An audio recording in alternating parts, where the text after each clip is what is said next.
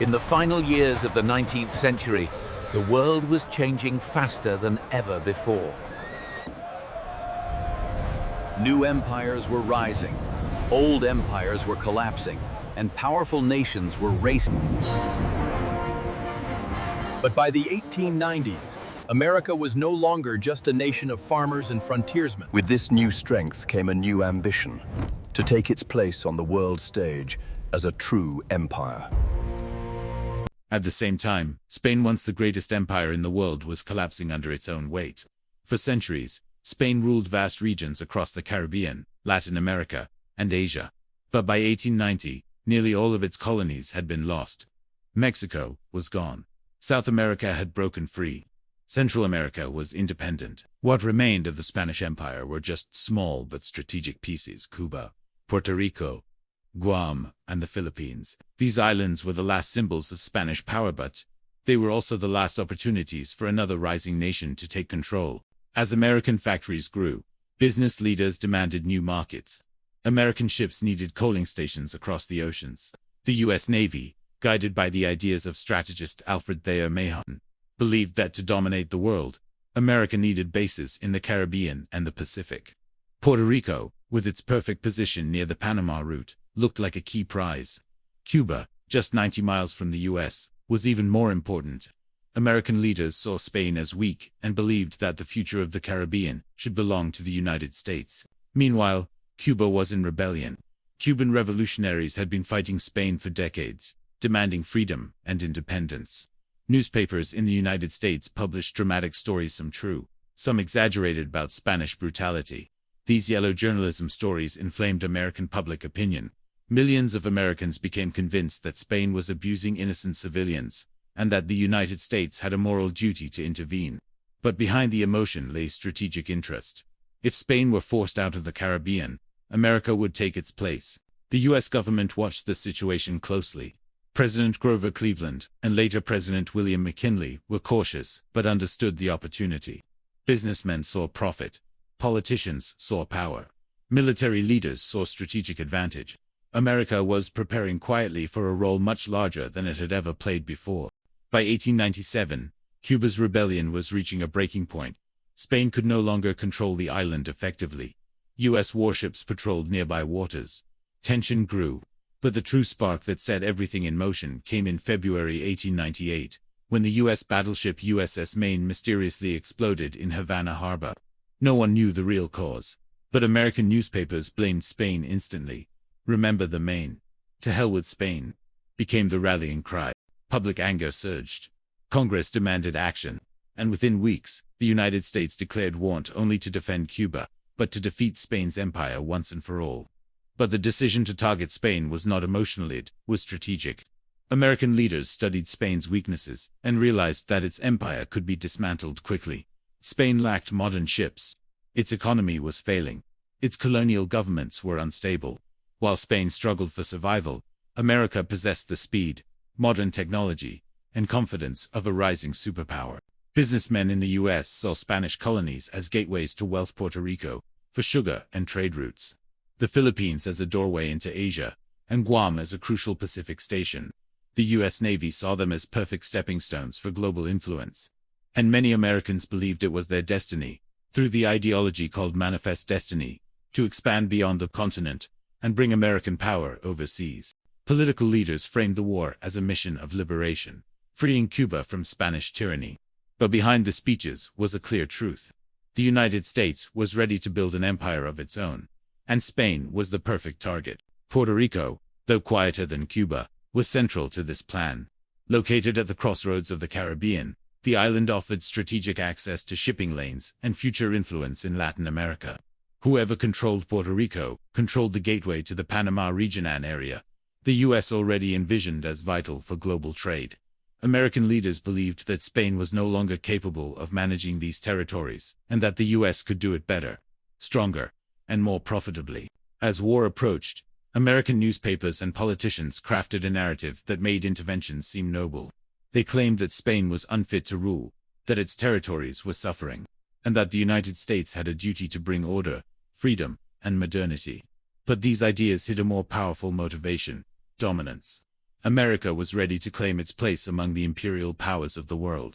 By early 1898, the U.S. military was already preparing plans to seize Puerto Rico and the Philippines even before war was officially declared. This was not a spontaneous reaction, it was the result of years of growing ambition. When the call for war came, American forces moved quickly, confident that Spain would crumble under pressure. The stage was set: a rising industrial superpower on one side, a fading colonial empire on the other, a Caribbean in rebellion, a dramatic explosion in Havana, and behind it all, an American nation eager for expansion, influence, and power. This was the road to war, a path shaped by opportunity, ambition, and the belief that the United States was destined to grow beyond its borders. When the first shot was fired, the future of Puerto Rico, and much of Spain's remaining empire, had already been decided. By early 1898, the United States and Spain stood on a collision course.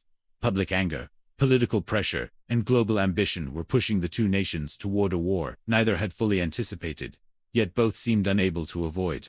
But long before the first gun fired, one dramatic moment ignited the spark that transformed rising tension into open conflict. The mysterious explosion of the battleship USS Maine. The story of how the Maine sank and what followed is one of the most powerful examples of how fear, misunderstanding, nationalism, and political opportunity can reshape history. It begins in Havana Harbor, Cuba, where the ship had been sent to protect American interests as the Cuban rebellion grew more violent. Officially, the mission was peaceful. Unofficially, the presence of a U.S. warship in a Spanish-controlled port was a warning, a message that America was watching Spain closely. On the night of February 15, 1898, Havana was calm. Sailors relaxed on deck, officers finished their routine duties, and the city lights flickered across the water. Just before 10 p.m., a massive explosion tore through the front of the Maine. Men were thrown into the air. The forward section of the ship lifted violently before collapsing into the harbor. In less than a minute, the battleship broke apart. Over 260 American sailors died instantly. News traveled quickly. Within hours, newspapers in the United States printed bold, dramatic headlines. The Maine destroyed, American blood demands revenge. Most of these newspapers had no evidence, yet they accused Spain immediately. Joseph Pulitzer and William Randolph Hearst, the two most powerful newspaper owners, competed to publish the most sensational stories. They printed images of Spanish officers supposedly plotting sabotage, interviews with eyewitnesses who never existed, and emotional appeals demanding war. In an age before television and online media, newspapers shaped public opinion with incredible power. Within days, millions of Americans became convinced that Spain had committed an unforgivable act of aggression.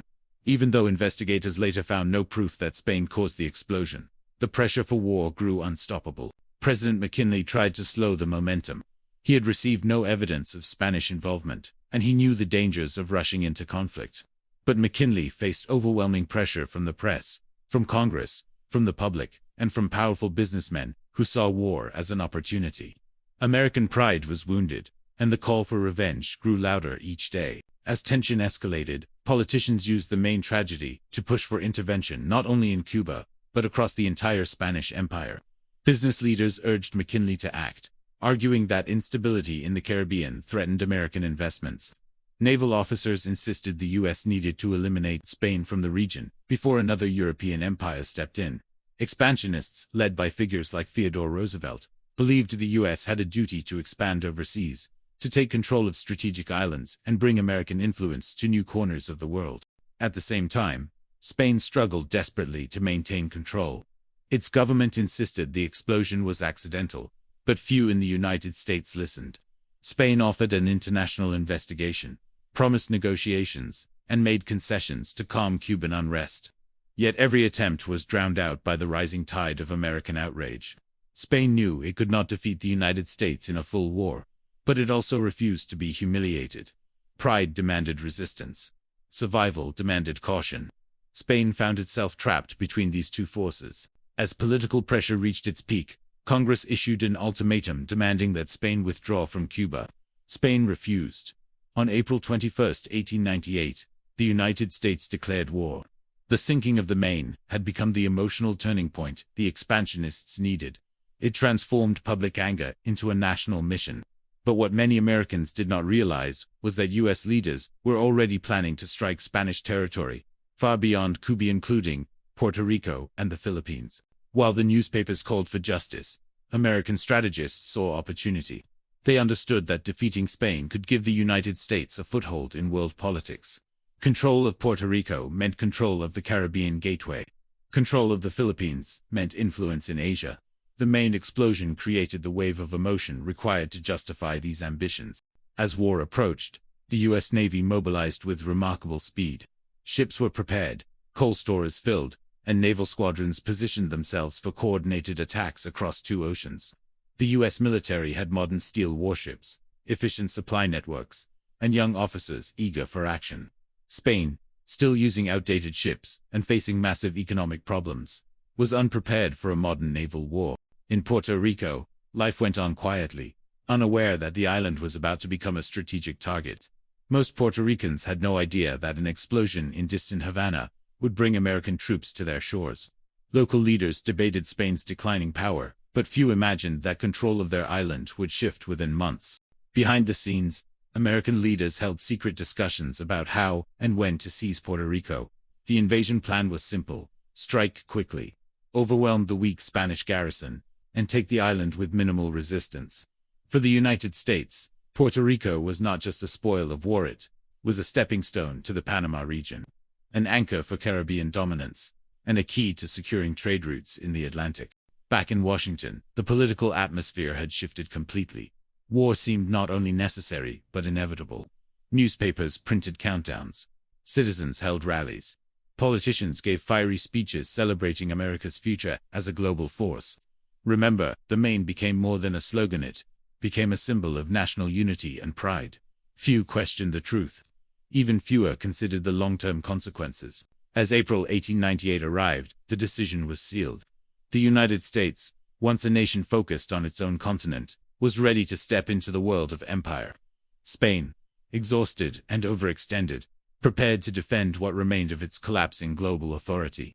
And Puerto Rico, an island caught between these two forces, was about to experience a transformation that would shape its identity for the next century. The explosion of the USS Maine did not merely start a war. It opened the door to a new era, an era of American expansion, Spanish decline, and the birth of a new colonial relationship that still shapes Puerto Rico today. The road to war was not a straight line. It was a path built from fear, ambition, misinformation, strategic planning, and the unstoppable momentum of history. And at the end of this path lay a conflict that would redefine empire in the modern world.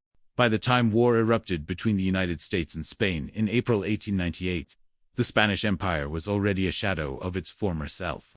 Once the most powerful empire in the world, stretching across continents and oceans, Spain in the late 19th century struggled under the weight of economic hardship, political instability, and colonial resistance. Its remaining territories, Cuba, Puerto Rico, Guam, and the Philippines, were no longer symbols of strength, but reminders of a glorious past that Spain could no longer sustain. The declining empire created the perfect conditions for a rising power like the United States to step in. Spain's decline was not sudden. It was the result of decades of internal weakness. The country had suffered political turmoil for most of the century. Civil wars, failed governments, military uprisings, and economic depressions exhausted the nation. Spain lacked the industrial power necessary for modern warfare. While nations like Britain, Germany, and the United States built factories, ships, and railroads, Spain remained dependent on outdated technology. Its navy, once feared across the world, was old and poorly equipped compared to the modern steel battleships of the American fleet. The Spanish economy was fragile. Heavy debt, weak agriculture, and limited industrialization left the government with little money to maintain its empire. Colonies cost more to control than they produced. Cuba was in revolt. The Philippines were restless.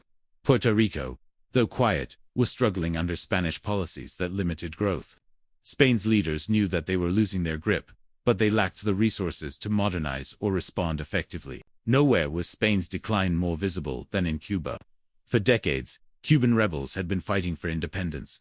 Spain responded with brutal military tactics, including concentration camps created by General Valeriano Huela, where thousands of civilians died from hunger and disease. News of these atrocities reached the United States and fueled public anger. Spain's harsh rule did not bring stability, made the empire look barbaric and incapable of governing its territories. The Philippines were also slipping away. Filipino revolutionaries, led by Emilio Aguinaldo, fought for independence. Spain's forces were overstretched and underfunded. Controlling two major rebellions drained resources the empire no longer had. Puerto Rico, though less rebellious, watched these movements closely. People on the island understood that Spain's power was fading. Some saw opportunity for reform. Others feared the chaos that might follow collapse. While Spain weakened, the United States grew stronger. Industrial factories in the American Midwest produced steel, weapons, and machinery at rates Spain could not imagine. The U.S. Navy embraced modern technology, building new steel warships capable of traveling farther and fighting harder than anything Spain possessed. American leaders realized that Spain's empire was vulnerable, and that the U.S. could defeat it quickly. The War of 1898 was not simply a conflict between nations. It was a collision between two different eras, an old empire dying and a new empire rising. Spain's political leaders understood their precarious position. They sought diplomacy to avoid war. They proposed reforms in Cuba and Puerto Rico, hoping to calm tensions. But reforms came too late. Spain promised autonomy to Puerto Rico in 1897, granting it a local parliament for the first time. For Puerto Ricans, this was a historic moment, a chance to govern themselves after centuries of colonial rule. But Spain's gesture was overshadowed by the crisis in Cuba and rising American hostility. Just months after Puerto Rico received autonomy, the United States declared war. Spain faced impossible choices. Its navy could not match the U.S. fleet. Its economy could not support a long conflict. Its colonies were unstable. Yet pride and national honor forced Spain to resist. To surrender without fighting would be humiliating. Spanish leaders believed that even a symbolic defense might bring diplomatic sympathy from European nations. But Europe had little interest in rescuing a declining empire. Britain, Germany, and France watched the crisis unfold but did nothing. Spain stood alone. The United States, in contrast, approached the war with confidence. American politicians framed the conflict as a mission to liberate oppressed peoples. Newspapers called Spain a tyrant and portrayed the U.S. as a defender of freedom. But behind the idealistic language lay clear strategic goals: weaken Spain, expand American influence, and seize strategic territories. War with Spain offered a quick path to empire. As American forces prepared to strike, Spanish soldiers stationed in Puerto Rico faced a grim reality. They were outnumbered, poorly supplied, and led by a government thousands of miles away struggling to survive. They knew that if the U.S. invaded, resistance would be difficult.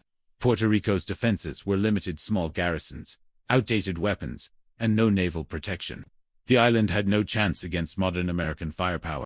Spanish morale was low. Soldiers in Puerto Rico received little pay. Supplies arrived late or not at all.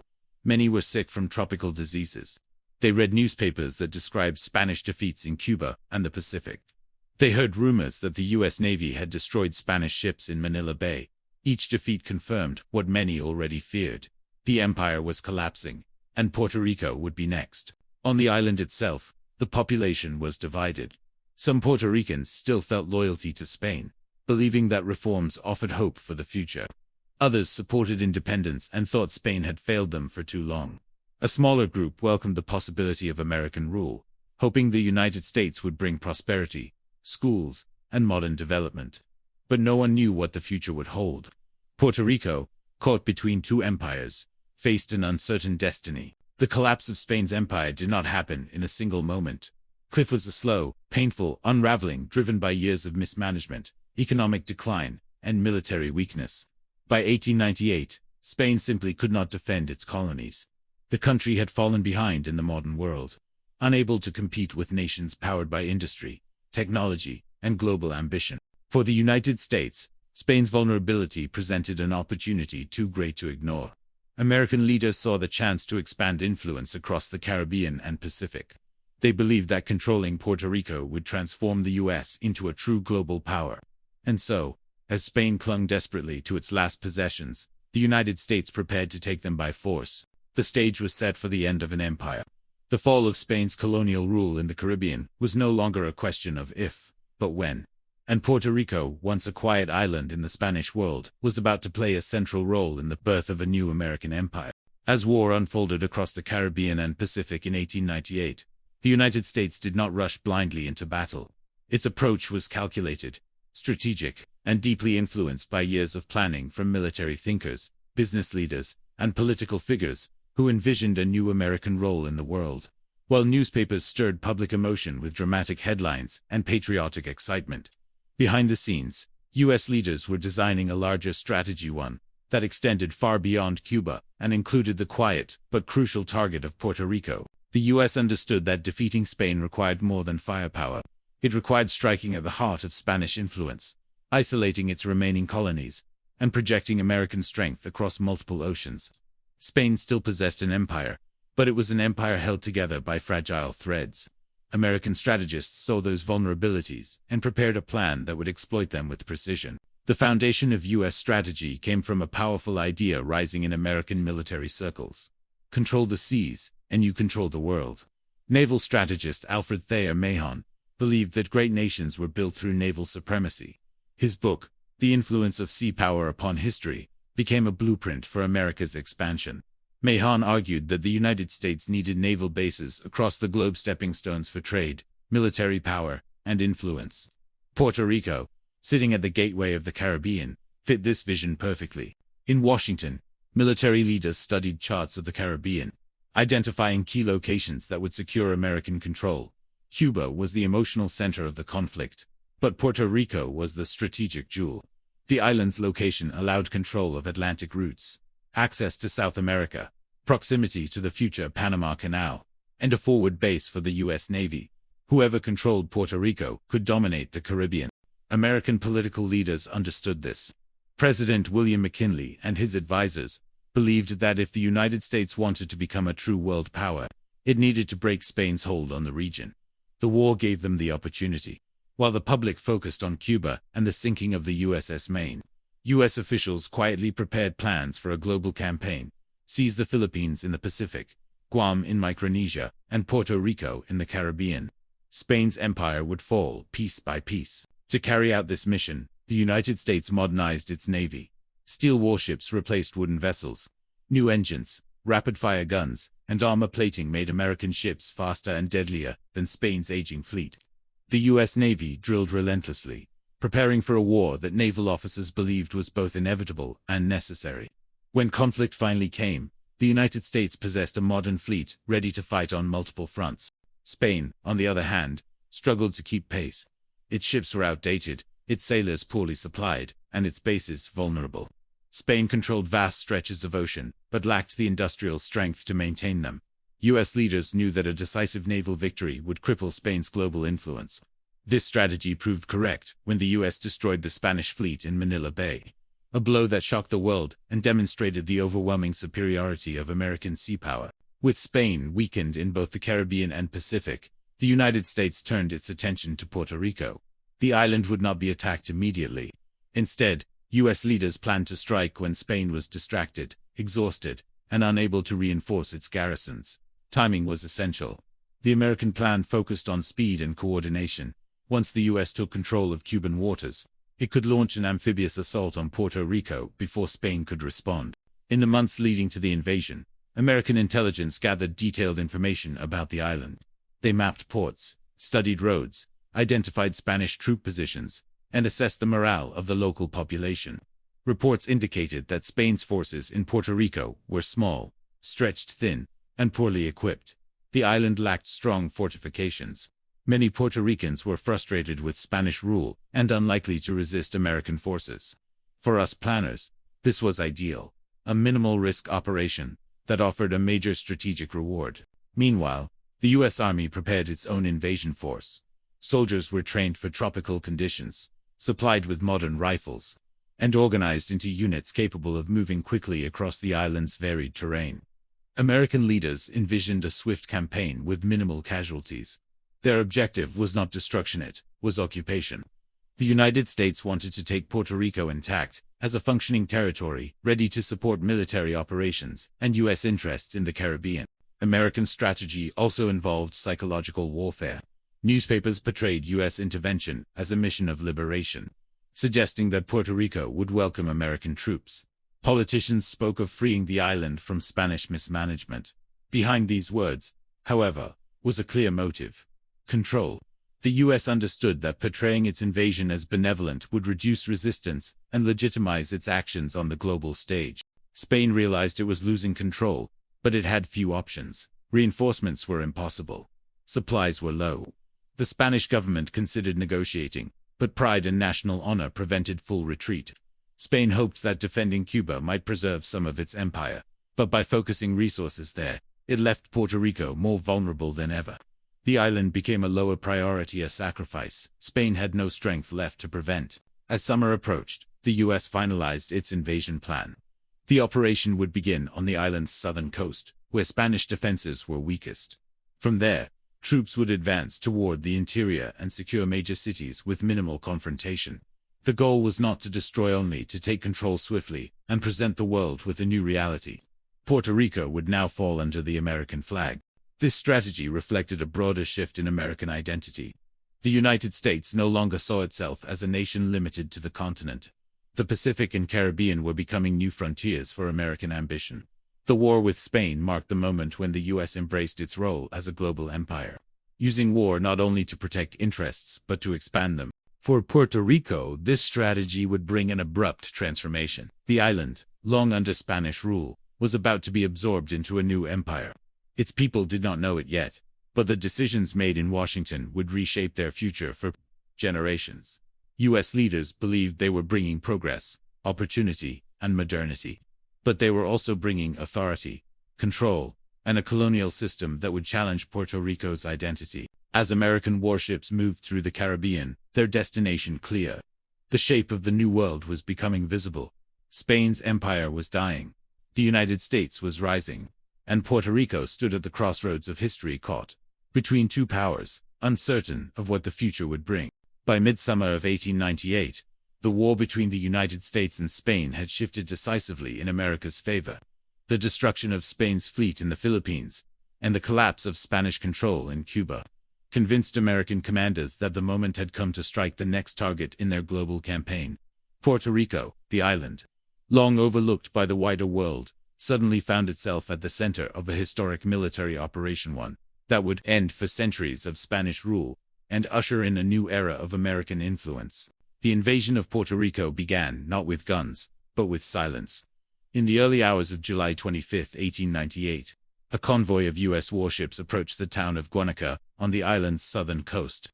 The sea was calm, and the mist rose gently from the water as American soldiers looked toward the shoreline. They saw palm trees lining the hills, quiet villages, and a coastline untouched by war. For many soldiers, this was their first glimpse of the Caribbean, a place that seemed peaceful, almost sacred. Yet beneath this tranquility lay the tension of an empire about to fall. American commanders chose Guanica deliberately. Spanish forces expected an invasion in the north, near San Juan, where fortifications and cannons guarded the capital. But the United States intended to surprise Spain, landing where defenses were weakest. The choice of Guanica allowed American troops to move quickly inland, secure roads, and cut off Spanish communication lines. It was the perfect opening move for a campaign designed to overwhelm the island before Spain could react. As the first U.S. soldiers stepped ashore, they encountered almost no resistance. The Spanish garrison at Guanica was tiny, and its commander had little warning.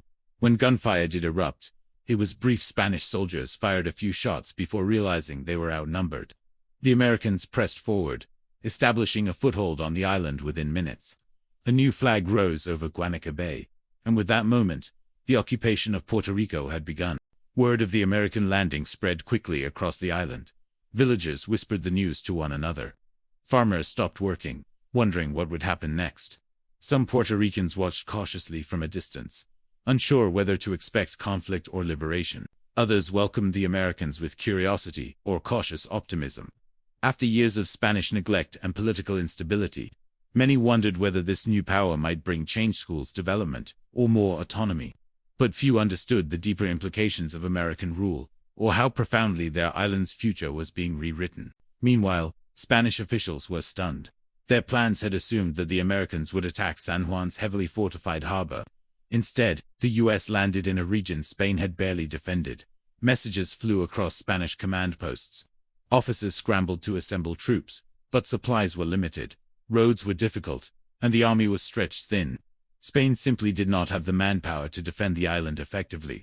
Every hour that passed allowed the US to strengthen its position. American forces moved inland with remarkable speed. Soldiers marched through the lush countryside, passing sugar plantations, coffee farms, and small towns where residents watched nervously from doorways. Some Puerto Ricans waved white cloths in greeting, offering water or fruit to the newcomers. Others stood silently, wary of the unknown. But one thing soon became clear: resistance would be limited. The island had no appetite for a long and bloody fight.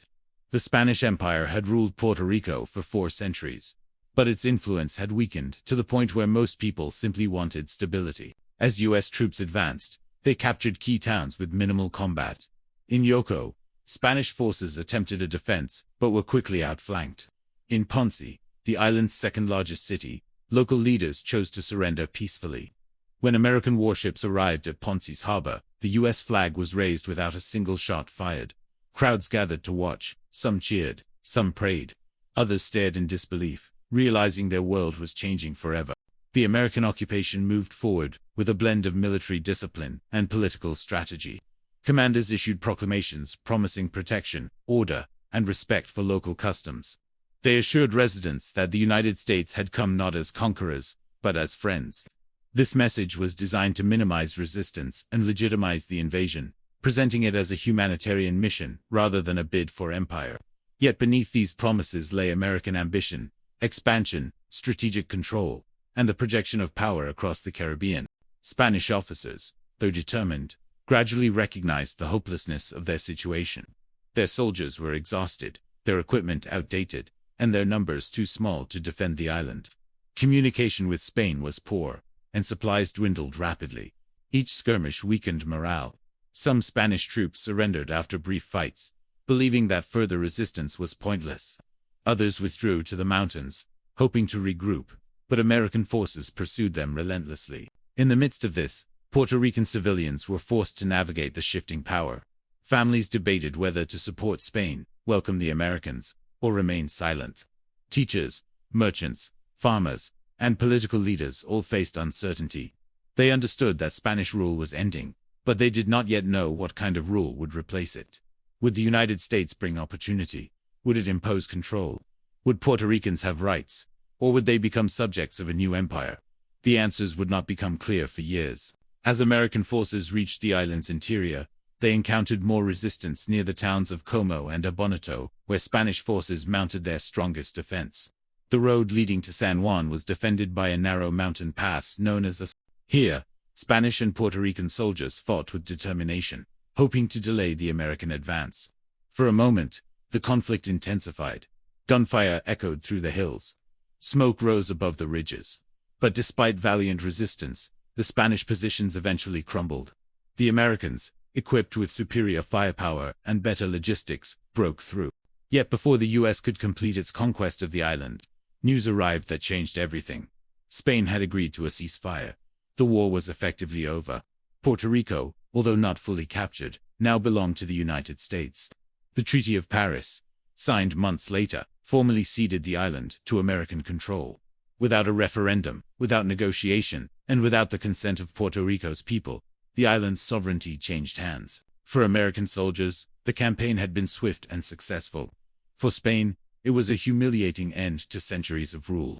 And for Puerto Rico, it marked the beginning of a new chapter, one filled with uncertainty, transformation, and a relationship with the United States that would shape its identity for generations. The invasion of 1898 was not merely a military victory. It was the birth of a new empire, quiet, calculated, and decisive.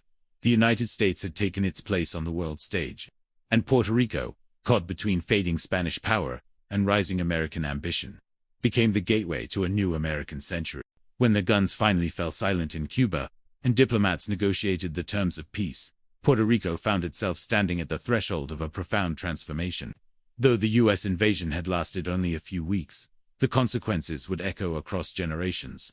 The island was no longer merely a distant possession of a fading empire. It had become a strategic prize in the hands of a rising one. But what the United States would do with Puerto Rico, and how the people of the island would react to their new rulers, remained unanswered questions in the days immediately following the ceasefire. In the early aftermath of the invasion, Puerto Rico experienced a strange mixture of calm, confusion, and anticipation. Spanish authority evaporated almost overnight. The final orders from Madrid instructed Spanish officials to halt resistance and prepare for withdrawal. Government buildings in San Juan lowered the Spanish flag. Papers, records, and symbols of 4 centuries of rule were gathered or destroyed. Generals stepped aside. Administrators resigned. Priests who had long enjoyed close ties with the Spanish monarchy prayed quietly, uncertain of what the future held. For the American military, the occupation began cautiously but confidently. Soldiers moved into cities, set up camps, and secured strategic points. They established temporary headquarters in schools, churches, and administrative buildings. Their objective was simple: stabilize the island, maintain order, and prepare it for a new political structure. But for the people of Puerto Rico, the sudden presence of American troops raised countless questions. Who were these men? What would they demand? Would the U.S. respect their culture, their language, their land? The first moments of occupation were marked by gestures of goodwill. American officers distributed food, medicine, and supplies to towns recovering from shortages. In places like Ponce and Yauco, they repaired roads, restored communication lines, and reopened public services. These actions, though small, gave many Puerto Ricans hope that the transition might bring improvements in daily life. After years of Spanish neglect, some residents believed that American rule could bring modernization: schools, hospitals, infrastructure, and economic opportunity. Yet beneath the surface, there was unease. Puerto Ricans had no voice in what was happening. They had not been asked whether they wanted to join the United States, or remain with Spain, or pursue independence. Decisions about their future were being made thousands of miles away in Washington. The island's fate had become a bargaining chip in a geopolitical negotiation between 2 foreign powers. For many Puerto Ricans, the loss of autonomy, after fighting so long for limited reform under Spain, felt like a betrayal of their aspirations. As American commanders toured the island, they observed its economic and social conditions with interest. They noted fertile lands, valuable ports, and a population eager for stability.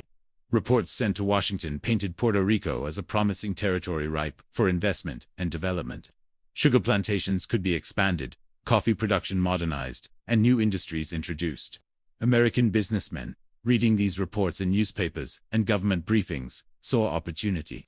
They envisioned railroads, factories, and commercial ventures that could reshape the island's economy and enrich those who invested early. But if some Americans saw Puerto Rico as fertile ground for progress, others saw it as a military asset. The island's location made it a powerful foothold in the Caribbean. From Puerto Rico, the U.S. Navy could protect shipping routes, oversee the approach to the Panama region, and project influence across Latin America.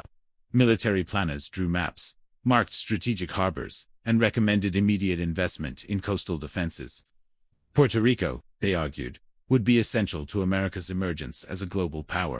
In the weeks following the occupation, U.S. authorities began reorganizing Puerto Rico's government. Spanish officials were replaced. Local leaders were invited to cooperate, but only within limits set by American commanders. Municipal councils were supervised. Courts were adjusted to follow U.S. military regulations. For the first time in its history, Puerto Rico was governed by foreigners who did not speak its language.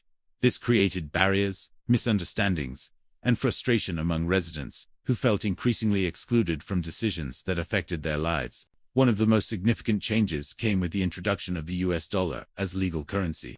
American officials believed that replacing the Puerto Rican peso would integrate the island into the US economy and simplify trade. But the transition caused confusion and hardship. The dollar was assigned a value that disadvantaged local farmers and merchants, reducing the worth of their savings and property. Many small businesses struggled to adapt. Wealth shifted toward American investors who could buy land cheaply and expand their holdings. Education also underwent dramatic transformation. American officials encouraged English instruction in schools, seeing language as a tool for assimilation. They believed that teaching English would strengthen Puerto Rico's connection to the United States. But for many Puerto Ricans, this policy felt like an attempt to erase their identity. Teachers resisted. Parents protested.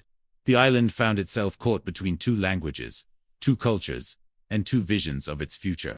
Religious life, too, began to change. Protestant missionaries arrived, seeing Puerto Rico as a field for spiritual work after centuries of Catholic dominance. They built schools, churches, and hospitals. While some welcomed their contributions, others viewed them with suspicion, fearing they were part of a broader effort to reshape Puerto Rican culture. Despite these disruptions, many Puerto Ricans remained hopeful that American rule might bring political reforms and greater freedom. They expected that the United States, a nation that celebrated democracy, would eventually grant them rights, perhaps even statehood or complete autonomy. But the reality was more complex. In Washington, Puerto Rico was seen not as a future equal, but as a strategic territorial, unincorporated possession to be governed as the U.S. saw fit. Congress debated the island's future with little regard for the wishes of its people. The political uncertainty created tension. Local leaders, journalists, and intellectuals argued about the island's path. Should Puerto Rico demand independence, seek statehood, accept territorial status? Some believed that aligning closely with the United States would bring progress. Others feared the loss of cultural identity and political control. The island became a place of competing dreams and anxieties, each shaped by the changes unfolding under the new American administration. Meanwhile, Spanish families prepared to leave the island. Soldiers boarded ships to return home, carrying the grief of defeat. Civil servants packed belongings, closing offices that had stood for generations. Spanish teachers, merchants, and clergy said goodbye to a land they had called home for decades. Puerto Rico was undergoing a peaceful yet profound transformation, the quiet passing of an empire. As autumn of 1898 approached, the Treaty of Paris formalized what had already become reality. Puerto Rico now belonged to the United States. The war was over, but the island's journey under American rule was only beginning. In the hearts of many Puerto Ricans, hope and fear intertwined. They wondered whether this new era would bring prosperity, justice, and opportunity, or whether it would replace one form of foreign control with another. What unfolded after the invasion would shape Puerto Rico for the next century. The island stood between two worlds, two cultures, and two destinies, struggling to understand its new place within a rapidly changing global order. The arrival of American forces had ended one empire's story, but it had also begun another one, whose impact continues to shape Puerto Rican identity to this day. In the months that followed the American occupation of Puerto Rico, life on the island entered a period of intense transition, a delicate, uncertain time when the people of Puerto Rico tried to understand what it meant to now live under a new and unfamiliar power. The formal end of the Spanish-American War did not bring clarity. Instead, it opened a door to an entirely new environment of political experimentation, cultural negotiation, and economic transformation. The island had endured centuries under Spain, but adapting to the United States would require reimagining almost every aspect of daily life. In the wake of the Treaty of Paris, Spanish rule vanished abruptly. The institutions, traditions, and structures that had governed Puerto Rico for generations were replaced in a matter of weeks. But the United States did not immediately establish a civilian government. Instead, the island was placed under U.S. military rule, controlled by officers who reported directly to Washington. These officers had authority over law, finance, education, public services, and even the press. For the first time since the 1500s, Puerto Rico was not governed from Madrid, but it was also not governed by Puerto Ricans. The heart of this early American administration was the belief that Puerto Rico needed to be reshaped. U.S. officials viewed the island as both an opportunity and a challenge.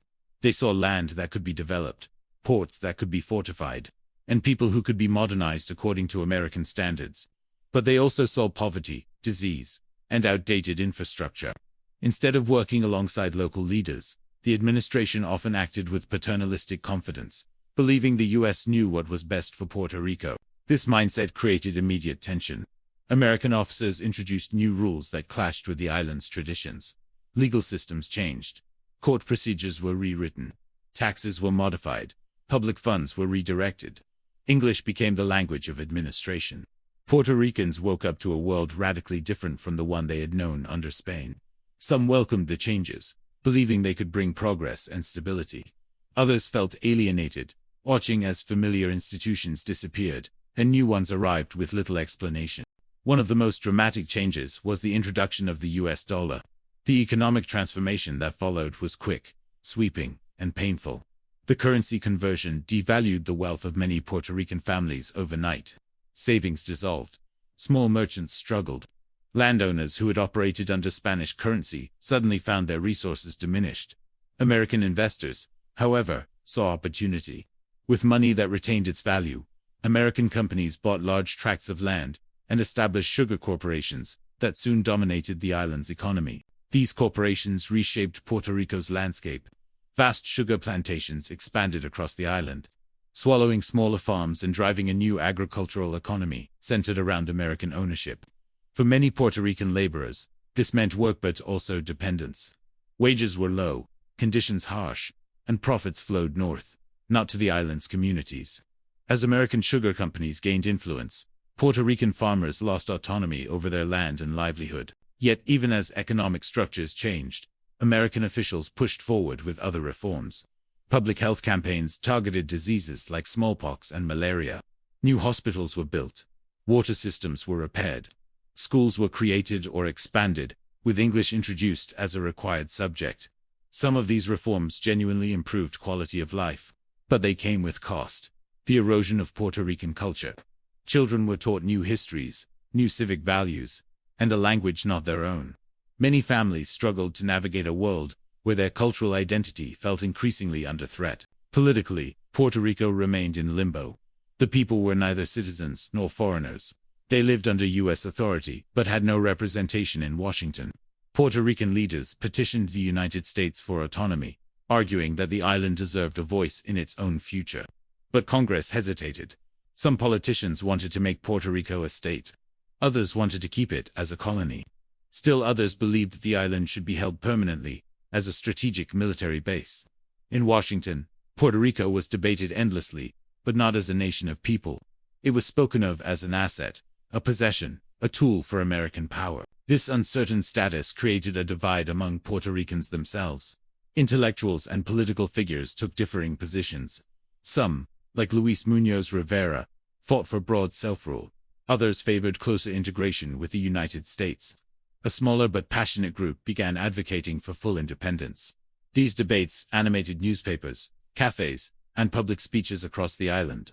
Puerto Rico was no longer simply reacting to foreign powers. It was actively discussing its identity, for the first time in centuries. Meanwhile, the U.S. military government tested policies that would shape the island's future. New postal systems connected Puerto Rico to the U.S. mainland. Roads were built to support commerce and troop movement. American teachers arrived to train local educators. Protestant missions established schools and clinics. The island's infrastructure slowly improved, but always under American supervision. Yet beneath these changes lay a deeper struggle. Puerto Ricans were proud people with a rich culture, a distinct language, and deep historical roots. They had endured Spanish rule for 400 years, but Spain had allowed the development of a Puerto Rican identity. Under the United States, that identity faced new pressures. American officials believed that for Puerto Rico to progress, it had to abandon elements of its heritage and adopt American practices. The tension between modernization and cultural preservation grew stronger with each passing year. Socially, the island experienced a quiet but significant shift. Spanish families, who had long held influence, left for Europe. American administrators, educators, and investors took their place. New businesses appeared. New fashions spread. The island began to look and feel different. Yet for many Puerto Ricans, life's hardships changed little. Poverty persisted. Inequality deepened. Opportunities remained limited to those who adapted quickly to the new system. The early American years in Puerto Rico became a period defined by questions. What did it mean to be Puerto Rican under U.S. rule? Would the island ever gain representation? Would the U.S. treat Puerto Rico as a partner or a colony? Would American reforms uplift the island or reshape it in ways that pushed aside local culture? These questions were not answered immediately, but they formed the foundation of a debate that would continue for more than a century. Puerto Rico had entered a new era, one filled with possibility, uncertainty, and profound change. Spain's departure had ended one chapter, but the arrival of the United States began another far more complex, more transformative, and more enduring. The transition from Spanish rule to American occupation did not simply transfer power from one empire to another. It redefined Puerto Rico's role in the world, its identity as a people, and its destiny as a territory caught between independence and integration. The island was no longer a forgotten corner of a dying empire. It had become a valued possession of a rising global power. And in this new reality, the people of Puerto Rico found themselves navigating a landscape shaped not by their own choices, but by forces far beyond their shores. Their struggle to define their future had only just begun. As the first year of American occupation unfolded, Puerto Rico entered a complex and transformative period, one in which laws, institutions, and the very structure of governance were rewritten under the direction of a foreign power. Spanish rule had ended abruptly, and nothing comprehensive existed to replace it. The early military administration could only govern temporarily. Puerto Rico needed a new political framework, one that determined how the island would function under the United States.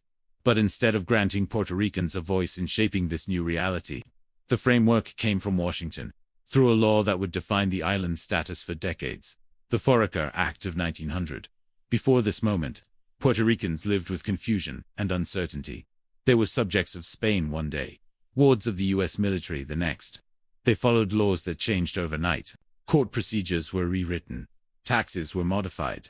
Schools shifted languages. The island had no representation in Washington, no elected governor, and no clear rights under U.S. law.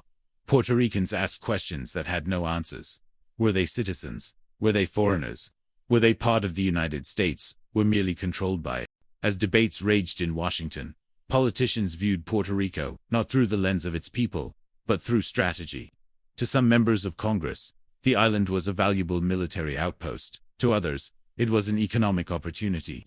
Still others saw it as an experimental testing ground for how the United States might manage future territories. Few considered Puerto Rico's history, culture, or aspirations. Decisions were made according to American interests, not Puerto Rican voices. In early 1900, the U.S. Congress drafted the Foraker Act, named after Senator Joseph B. Foraker of Ohio. Its purpose was to create a civilian government for Puerto Rico, ending the temporary military administration.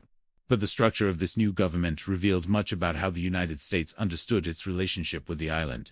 Puerto Rico would not be governed like a state. It would not be granted autonomy. Instead, it would become an unincorporated territory, a political category that meant the Constitution did not fully apply there unless Congress decided otherwise. This status created a strange and unequal system. The Foraker Act established a governor, but the governor would be appointed by the President of the United States, not elected by Puerto Ricans. The island would have an executive council again, appointed in Washington. Local residents were allowed to elect a House of Delegates, but this body had limited power and could be overruled by the governor at any time. Courts were restructured to follow federal guidelines, with higher-level judges appointed from the mainland. Puerto Rico had a civilian government in name, but the power remained firmly in U.S. hands. For many Puerto Ricans, the Foraker Act felt like a contradiction. The United States spoke of democracy, liberty, and modernization, but the law offered no real self-government. The island's future was being shaped by outsiders who had never walked its streets, spoken its language, or understood its culture. Debates spread across the island. Newspapers questioned the fairness of the law. Politicians argued for more rights. Ordinary citizens wondered whether this new arrangement truly marked progress or simply replaced one form of colonialism with another. Yet, even as the Foraker Act limited political power, it reshaped Puerto Rico's economy.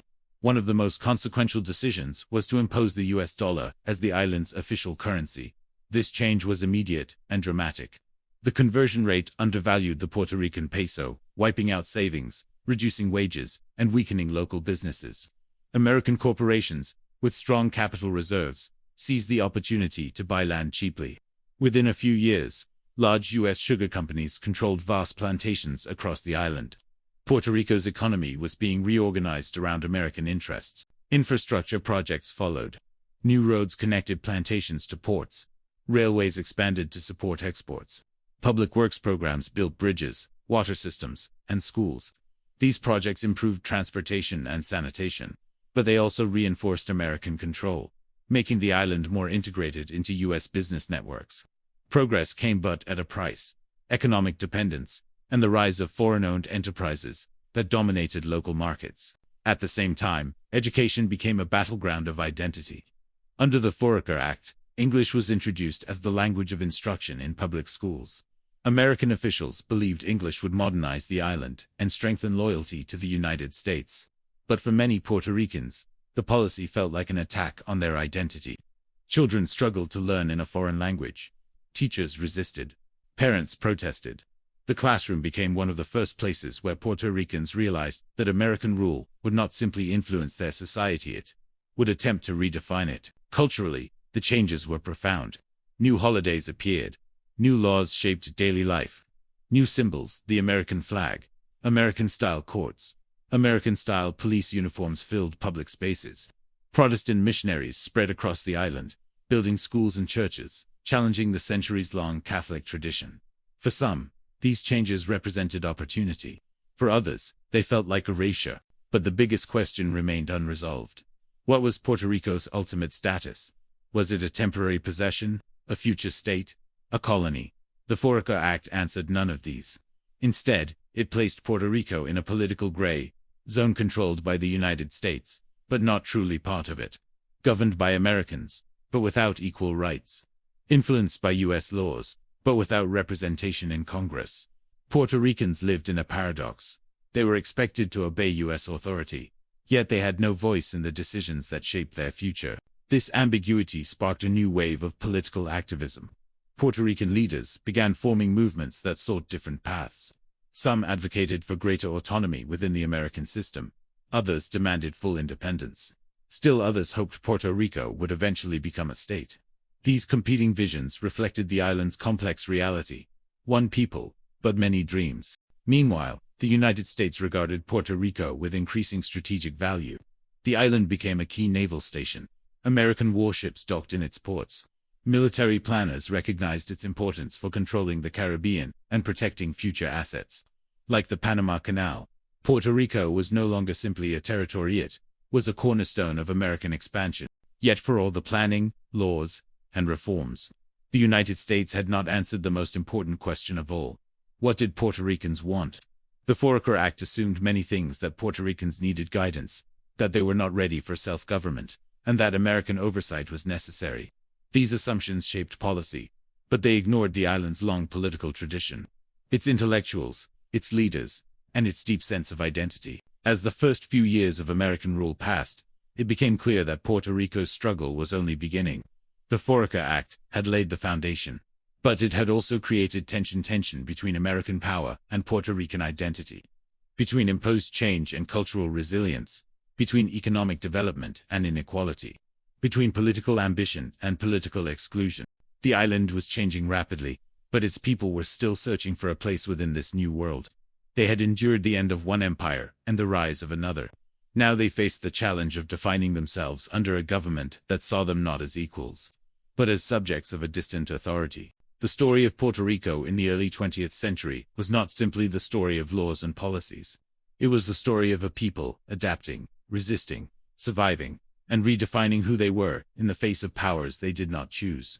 And the Foraker Act, for all its reforms and promises, marked both the beginning of American governance and the beginning of Puerto Rico's long struggle for self-determination.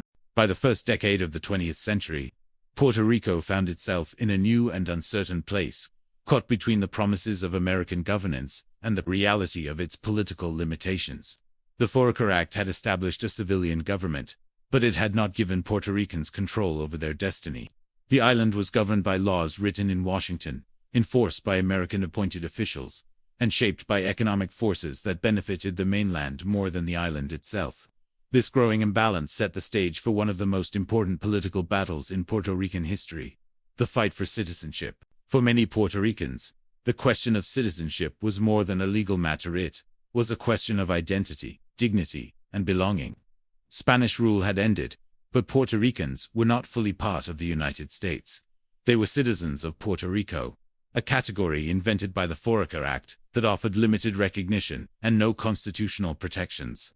They could not vote in U.S. elections, had no representation in Congress, and lacked the rights that U.S. citizens on the mainland enjoyed. Puerto Rico existed in a political limbo, neither national nor foreign. American officials viewed citizenship as a sensitive issue.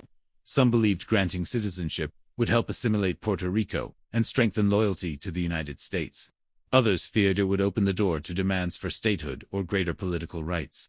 Still others argued that Puerto Ricans were not ready for full citizenship, a paternalistic view rooted in the era's racial and cultural prejudices. In Washington, Puerto Rico was debated not as a community of people, but as a strategic asset whose status needed careful management. Meanwhile, Puerto Rican leaders were far from united. Political parties formed around competing visions. Some leaders, like Luis Muñoz Rivera, argued passionately for greater autonomy and local control.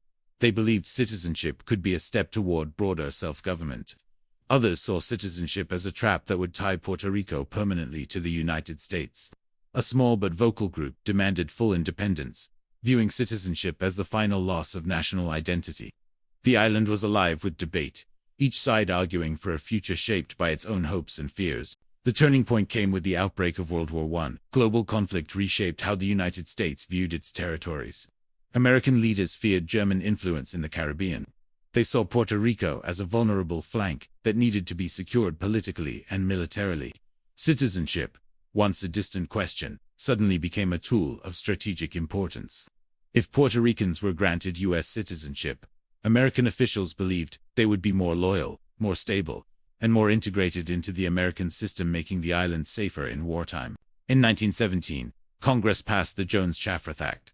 This sweeping law restructured Puerto Rico's government, expanded limited self-rule, and most importantly declared that all Puerto Ricans were citizens of the United States. For many, the news came as a surprise.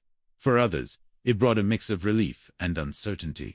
But for nearly everyone on the island, the consequences of this decision would transform their lives in ways they did not immediately understand. Citizenship brought symbolic recognition and certain legal protections. It allowed Puerto Ricans to travel freely to the mainland. It offered a sense of connection to a powerful nation. Many accepted it with pride, believing it would open doors for educational and economic opportunities. But citizenship did not grant equal rights. Puerto Ricans still could not vote for the U.S. president. They still had no voting representation in Congress. The island still lacked the political power of a state. Citizenship gave Puerto Ricans a new identity, but not complete participation in American democracy. One of the most immediate effects was military service. The Jones Act was passed just weeks before the United States entered World War I as U.S. citizens. Puerto Rican men became eligible for the military draft. Thousands were called to fight, and over 20,000 served in the U.S. Army during the war. Many fought bravely in Europe. Some earned honors. For them, citizenship meant both duty and recognition.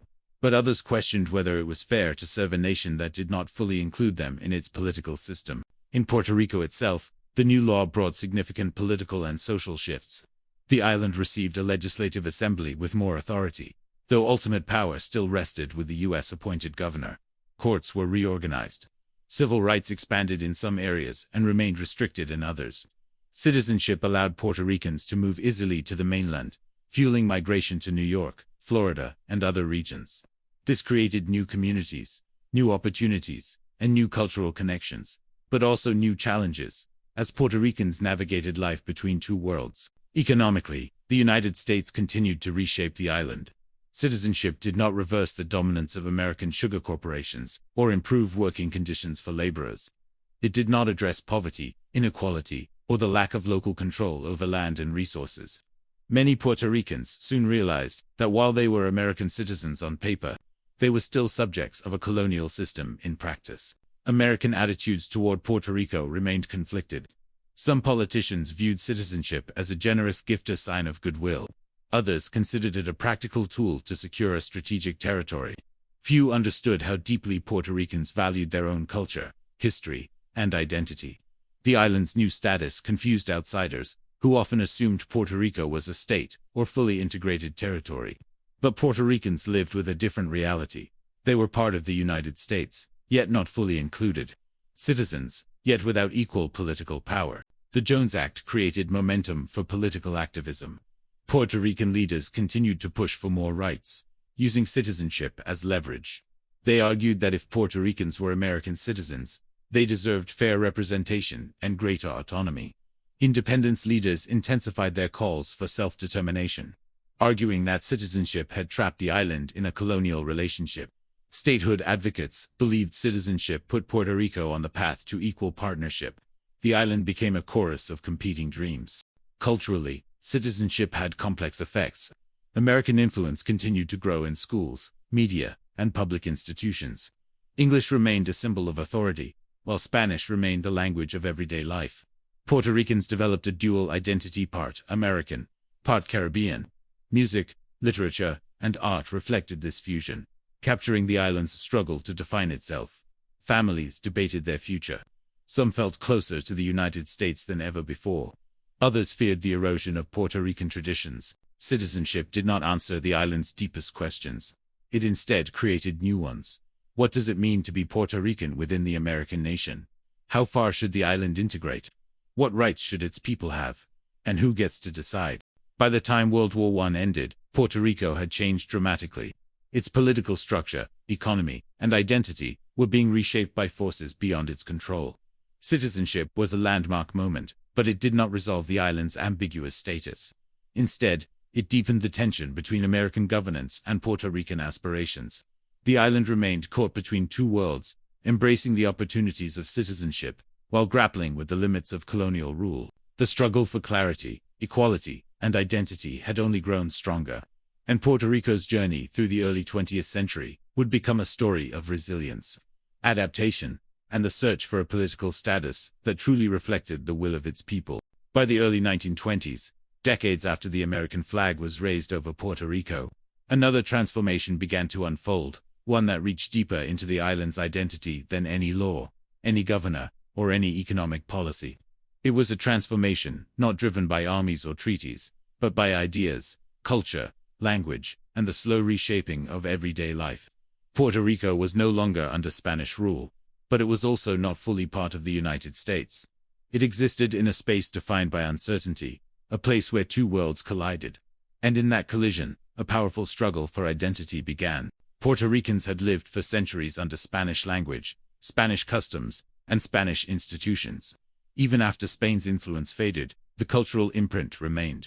Families spoke Spanish, worshipped through traditions shaped by Catholicism, celebrated local festivals rooted in Spanish heritage, and built communities that blended European, African, and indigenous histories.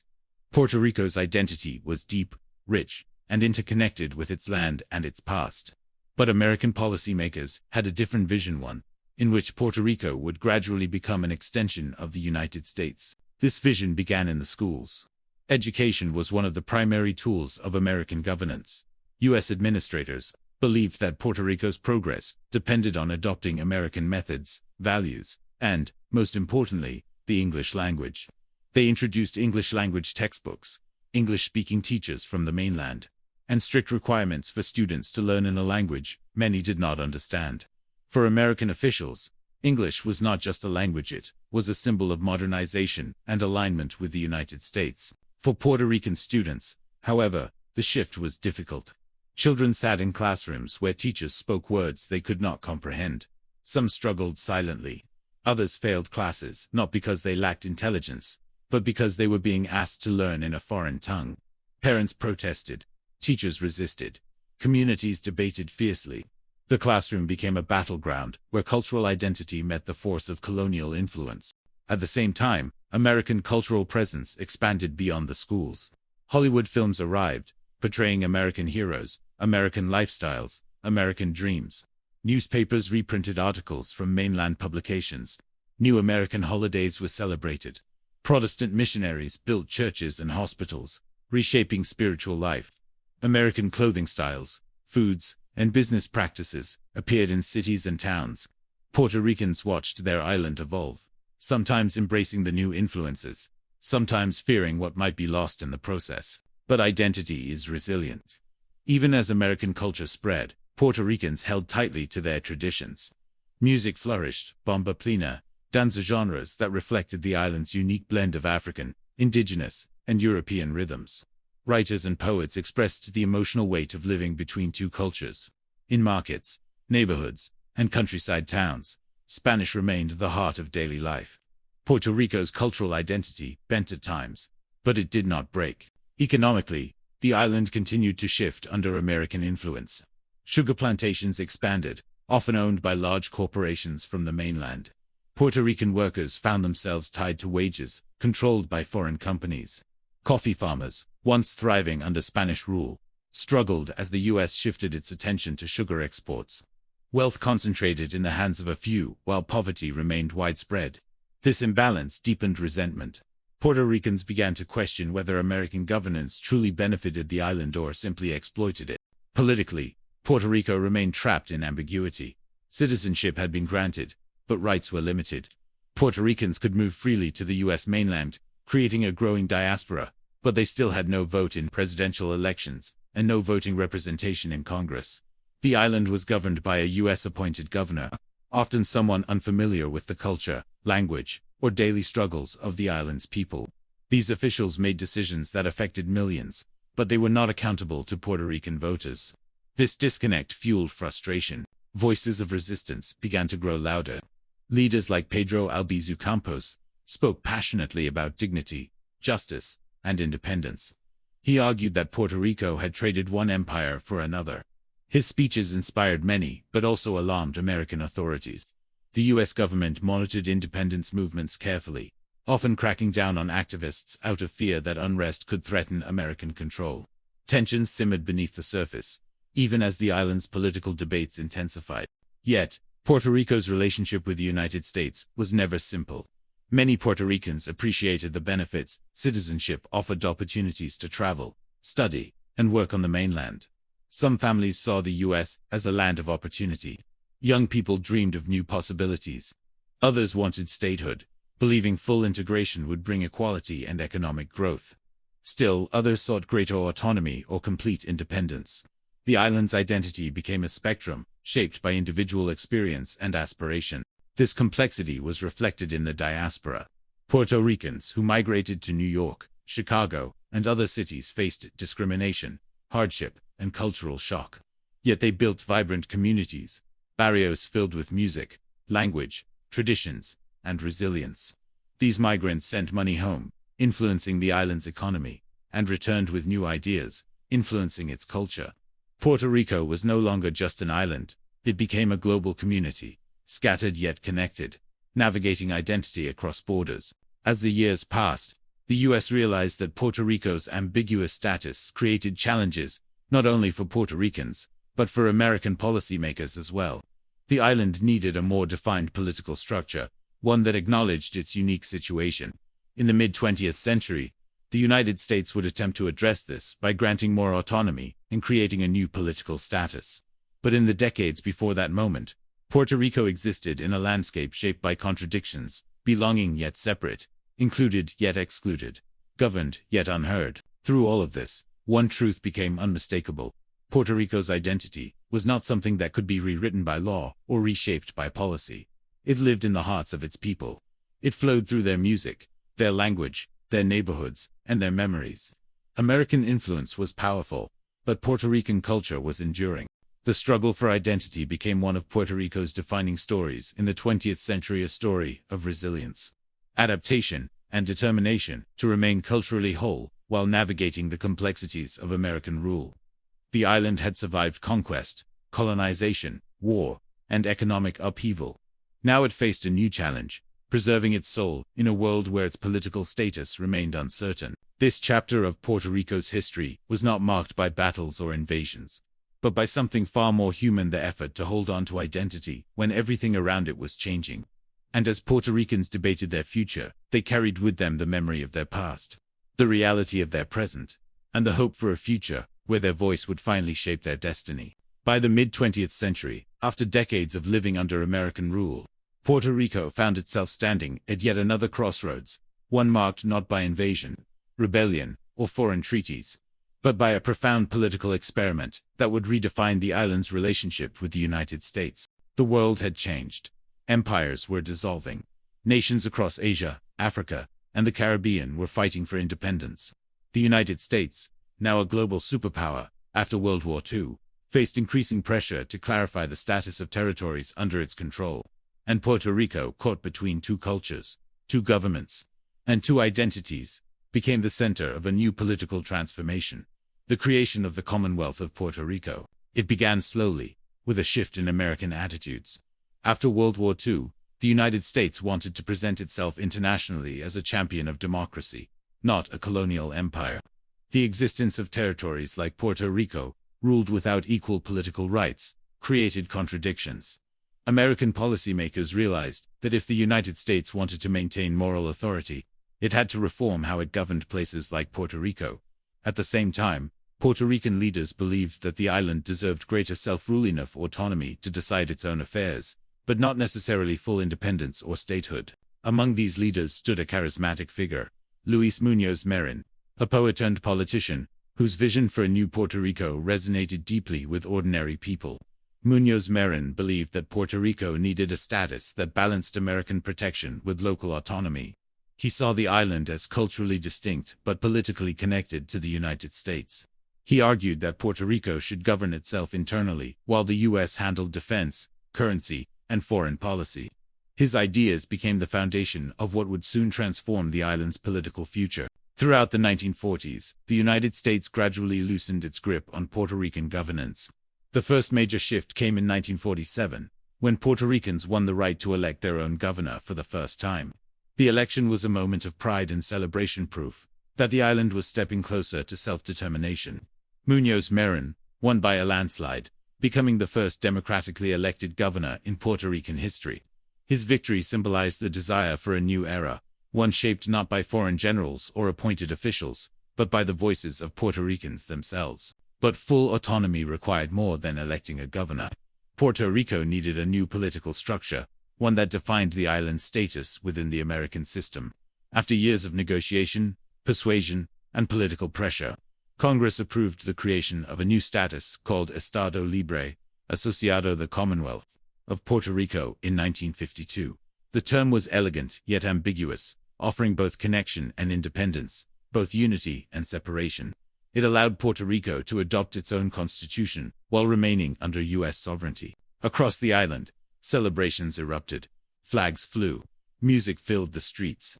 For many Puerto Ricans, the new Commonwealth status represented dignity and progress. It meant that Puerto Rico could shape its own laws, design its own government, and preserve its culture while enjoying the economic and social protections of its relationship with the United States.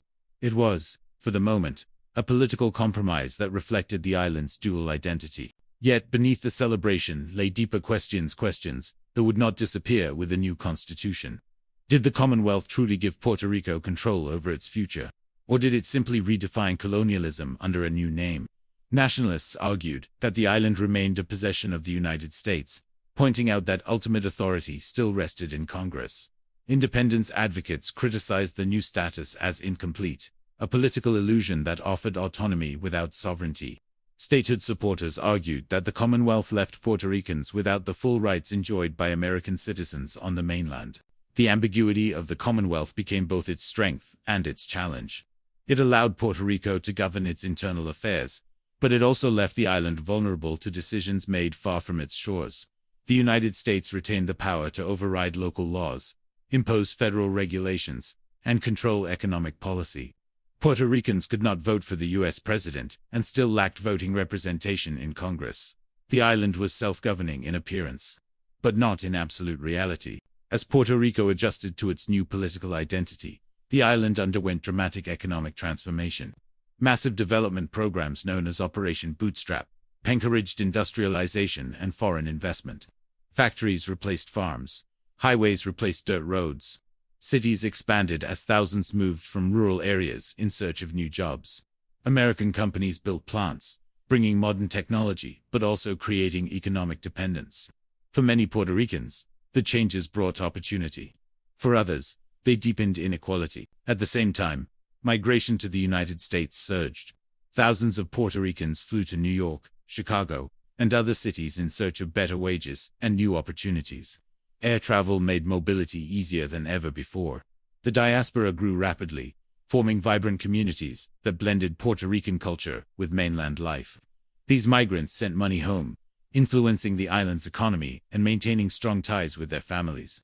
Puerto Rico was no longer just an island, it had become a global community, linked by hope, struggle, and shared identity. Culturally, the Commonwealth era sparked a renaissance.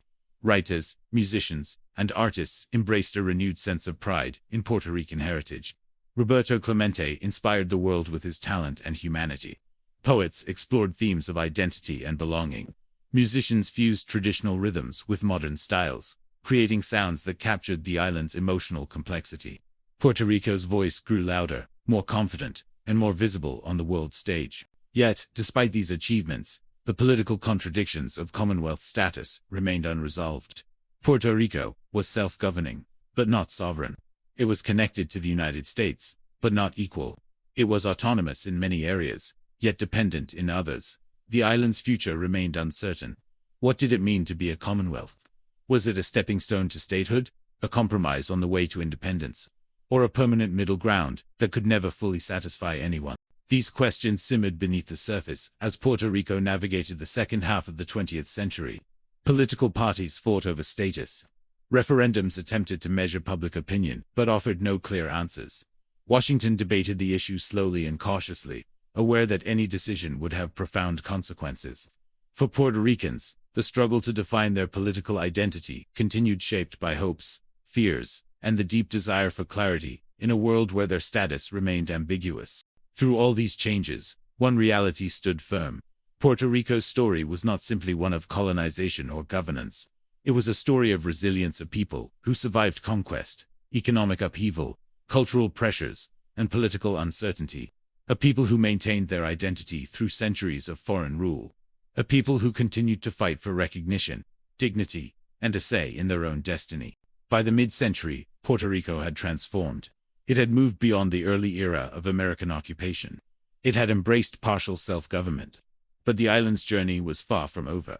The Commonwealth era solved some problems, but left others unresolved. Puerto Rico was no longer a colony in the traditional sense, but it was not a sovereign nation, either.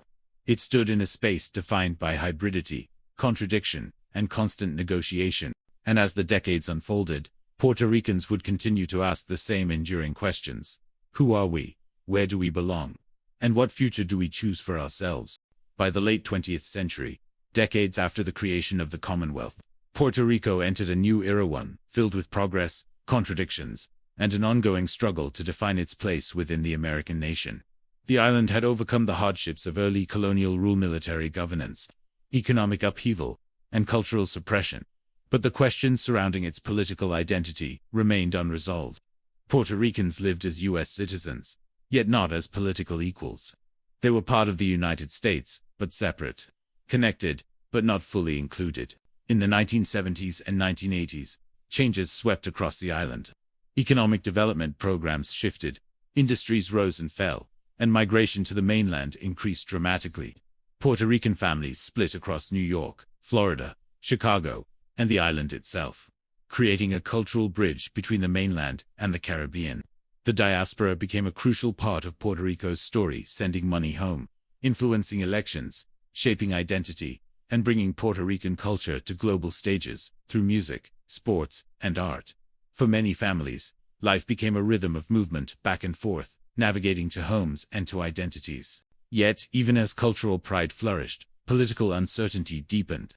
The Commonwealth status, once celebrated as progress, now revealed its limitations. Puerto Ricans still could not vote for the U.S. president. They still lacked voting representation in Congress. Federal laws applied to the island, yet Puerto Ricans had no direct say in the creation of those laws. Puerto Rico could govern its local affairs, but Washington held ultimate authority. The island existed in a gray area, neither state, nor nation, nor colony in the old sense, but still not fully free to determine its own destiny. This ambiguity sparked growing political tension. Some Puerto Ricans pushed harder for statehood, believing it would finally bring equality, full rights, and economic security. Others called for independence, insisting Puerto Rico would never truly thrive until it controlled its own future. Still others supported maintaining the Commonwealth, seeing it as a unique blend of autonomy and partnership with the United States. Elections became battles over identity. Referendums attempted to capture the will of the people, but results were often divided and unclear. The island was a place of competing dreams, each rooted in history, each shaped by a different vision of the future. As debates intensified, Puerto Rico faced new economic challenges. Factories that once powered the island's growth moved overseas. Jobs disappeared. Poverty increased. Young people left the island in search of better opportunities. The economy shifted toward tourism and services, leaving the island vulnerable to global changes. Even so, Puerto Ricans adapted with resilience. Communities relied on each other. Families supported one another. Culture remained strong, vibrant, and unbreakable. Then came natural disasters that exposed the island's political fragility. Hurricanes tore through Puerto Rico again and again, and each time the destruction revealed the limits of the territory's status. When crisis struck, Decisions depended on Washington. Aid arrived slowly. Infrastructure collapsed. Lives were disrupted. Puerto Rican's American citizens felt the weight of their uncertain position as they struggled to rebuild homes, communities, and hope. Yet through hardship, Puerto Rico's identity only grew stronger. Artists, musicians, and writers expressed the island's pain, pride, and defiance. Voices rose demanding clarity, dignity, and respect. Puerto Ricans on the island and across the mainland united in a shared message. Their story mattered. Their voice mattered, and their future deserved to be decided by their own people. As the 21st century unfolded, the same questions that shaped the early days of American rule resurfaced: questions about equality, citizenship, and sovereignty. What does it mean to be part of the United States, but not fully represented? What does it mean to be Puerto Rican in a world where politics, culture, and migration blur the lines between identities? Can a nation exist without sovereign borders? Can a territory remain in political limbo forever? These questions remain unresolved. But if history has taught anything, it is that Puerto Rico's strength lies in its people: resilient, proud, creative, and determined. The island has endured colonization, war, economic upheaval, cultural pressures, and political ambiguity. Yet its culture thrives. Its people endure. Its identity remains unshaken. By the end of this chapter, Puerto Rico stands once again at a crossroads. Not between Spain and the United States, but between the past and the future. Between what it has been and what it may yet become. And as the island moves forward, its people carry the weight of generations: those who survived conquest, those who adapted through change, and those who continue to fight today for clarity, justice, and a future defined not by distant powers, but by their own voice. As the new century progressed, the unresolved political status of Puerto Rico became more than a constitutional debate, became a weight that touched every part of life on the island. After decades of struggling with colonial legacies, ambiguous citizenship, and economic dependency, Puerto Rico found itself at a turning point. The island had evolved far beyond the military governance of 1898, far beyond the early years of American occupation, and even beyond the optimistic era of the Commonwealth. But the question that had lingered from the very beginning still hung in the air: what is Puerto Rico's place in the American nation? The island's political parties continued to battle fiercely over that question. Supporters of statehood believed that full integration with the United States was the only path to equality. They argued that Puerto Rico could never achieve stability unless it became a state with full voting rights, representation in Congress, and equal treatment under federal law. Statehood, they believed, was not only a right, but a recognition that Puerto Rico had given its sons and daughters to American wars, contributed to American culture, and endured the responsibilities of citizenship without receiving its benefits. In contrast, advocates for independence argued that Puerto Rico would never find dignity or true freedom until it became a sovereign nation. They believed the island's economic struggles, political limitations, and identity crises all stemmed from a colonial relationship disguised under the label of Commonwealth. For them, independence was not only a political option, it was a moral imperative, a necessary step toward reclaiming Puerto Rico's historic and cultural integrity. Still others defended the Commonwealth itself, seeing it as a flexible middle ground, a status that preserved Puerto Rican identity while providing protection and economic support from the United States. They argued that Puerto Rico's unique cultural character might be diluted through statehood, and they feared the uncertainty and instability that independence could bring. For them, the Commonwealth remained the best balance between autonomy and partnership. These debates grew louder as Puerto Rico faced new challenges.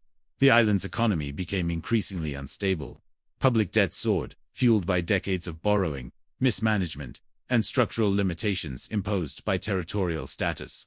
As businesses closed and jobs disappeared, thousands of Puerto Ricans left the island in search of work on the mainland. Entire families moved to Florida, Texas, and the Northeast, joining the growing diaspora. For many, migration became a difficult but necessary choice, a search for opportunity in a world where the island's future seemed increasingly uncertain. Meanwhile, Puerto Rico's political relationship with the United States faced legal challenges. The Supreme Court revisited the century-old insular cases, decisions that had permitted the U.S. to govern territories without granting full constitutional rights. Though these cases were highly controversial, they remained the legal foundation of Puerto Rico's status. For many Puerto Ricans, The court's refusal to overturn these rulings was a painful reminder that equality remained out of reach. Natural disasters intensified these tensions. When hurricanes devastated the island, crushing homes, destroying infrastructure, and leaving millions without power, Puerto Ricans watched as aid arrived slowly and unevenly. In those moments, the limitations of territorial status became painfully visible. Puerto Ricans were American citizens, yet their recovery depended on decisions made far away.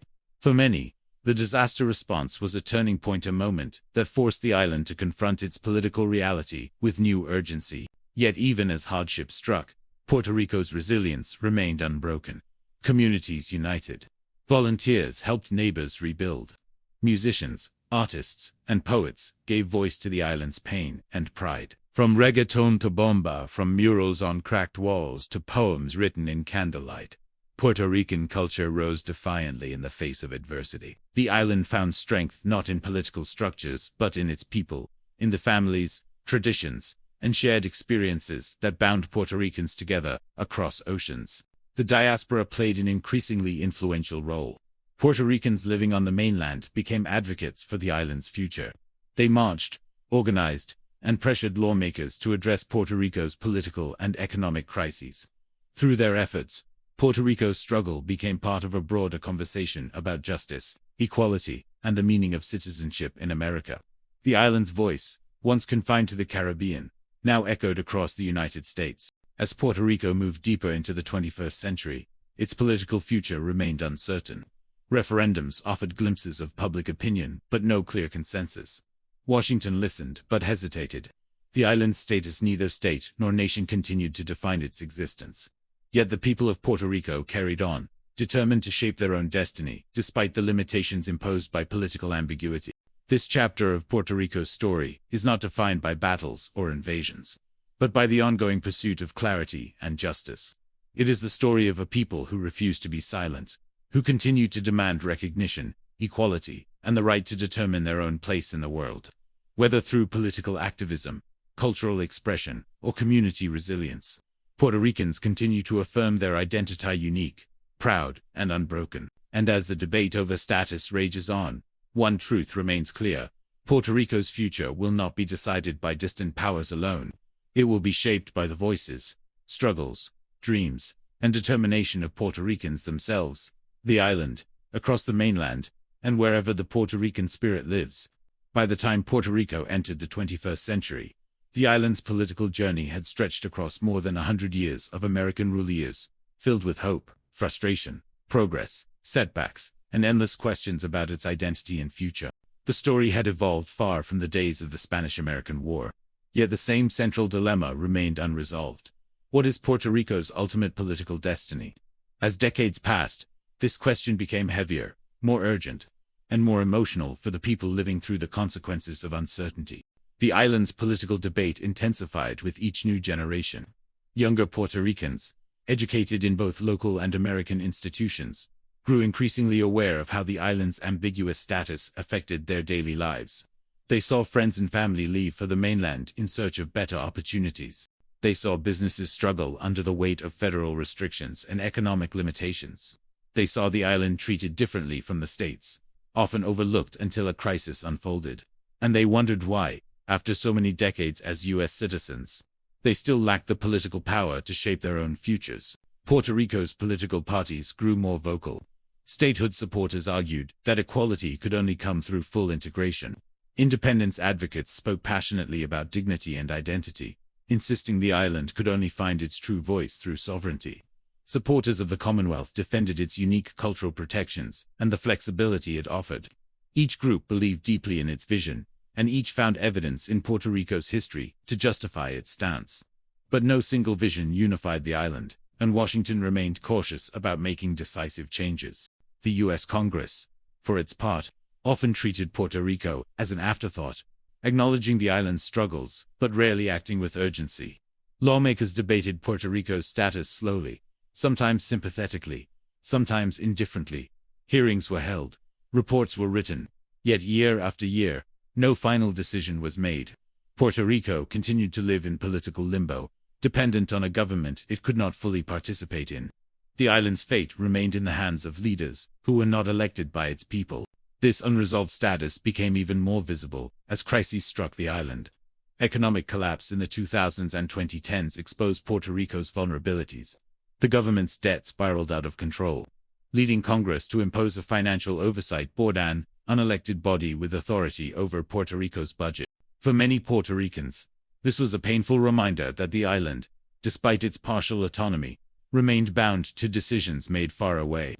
The Oversight Board symbolized the island's continued lack of sovereignty, renewing debates over colonialism, fairness, and the meaning of citizenship.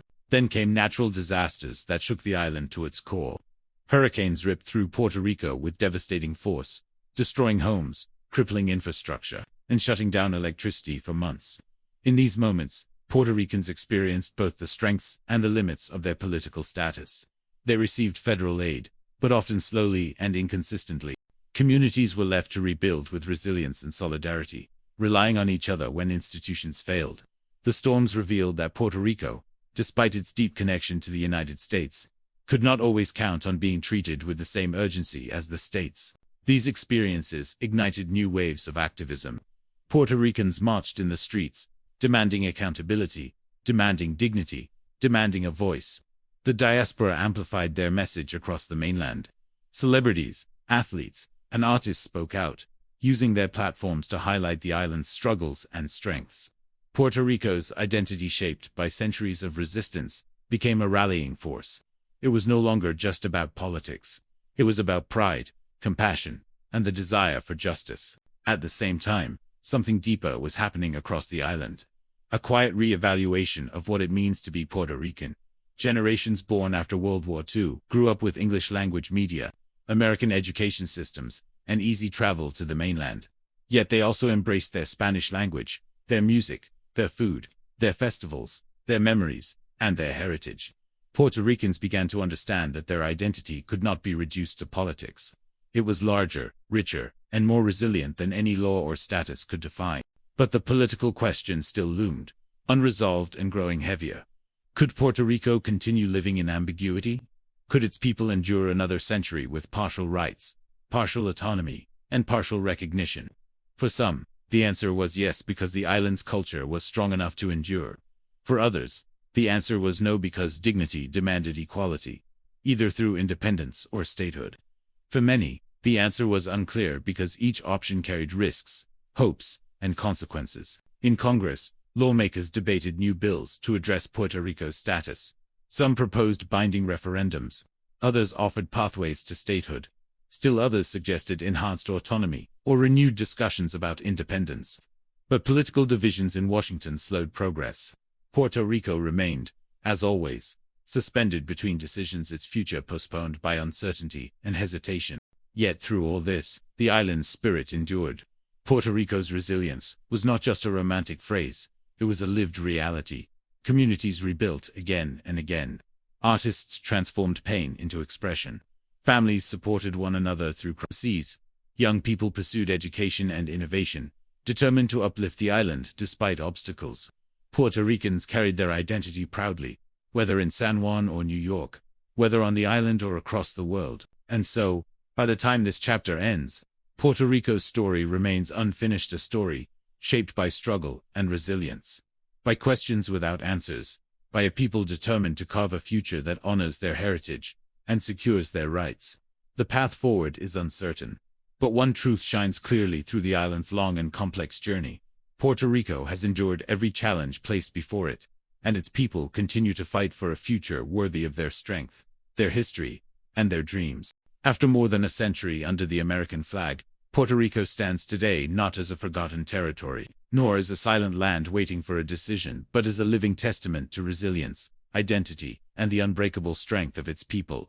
The island's history is one of contrasts, triumph and struggle, progress and hardship, unity and division. It is a story shaped by two empires, carried across oceans, and written in the hearts of millions who call the island home. Puerto Rico's political status remains unresolved, its future still suspended between possibilities. Yet the island continues to move forward with determination. Its people work, dream, build, and create, not waiting for answers from Washington, not waiting for decisions from distant leaders, but forging meaning in the present. Puerto Ricans have become athletes, musicians, scientists, writers, and leaders who leave their mark across the world. Whether in San Juan, New York, Orlando, or Chicago, the Puerto Rican spirit shines with pride. The struggles of the past colonization, occupation, political ambiguity did not weaken Puerto Rico. They forged its character. The island's music, food, festivals, and traditions continued to flourish, evolving with every generation while holding firmly to their roots. And even as new political debates rise, even as economic challenges persist, Puerto Ricans carry within them a sense of unity that transcends borders. The world that once saw Puerto Rico as a strategic prize or a colonial possession now sees it as something far greater. A culture that refuses to be forgotten. A community that refuses to be broken. A people who refuse to be defined solely by their political status. Puerto Rico's identity is not determined by Congress, nor by laws written in distant halls. It is determined by those who live it every day. As this story closes, one truth becomes clear. Puerto Rico's journey is not finished. Its final chapter has not yet been written. The questions of statehood, independence, or continued Commonwealth remain open, waiting for a future generation to answer with clarity and conviction. But while politics may shape the island's path, it is the people who shape its destiny. And so, Puerto Rico moves forward, carrying its past, embracing its present, and walking toward a future still unfolding. The island has survived empires, rebuilt after storms, endured hardship, and risen again with renewed strength. Whatever lies ahead, Puerto Rico will continue to write its own story, guided by the voices, the dreams, and the unshakable spirit of its people.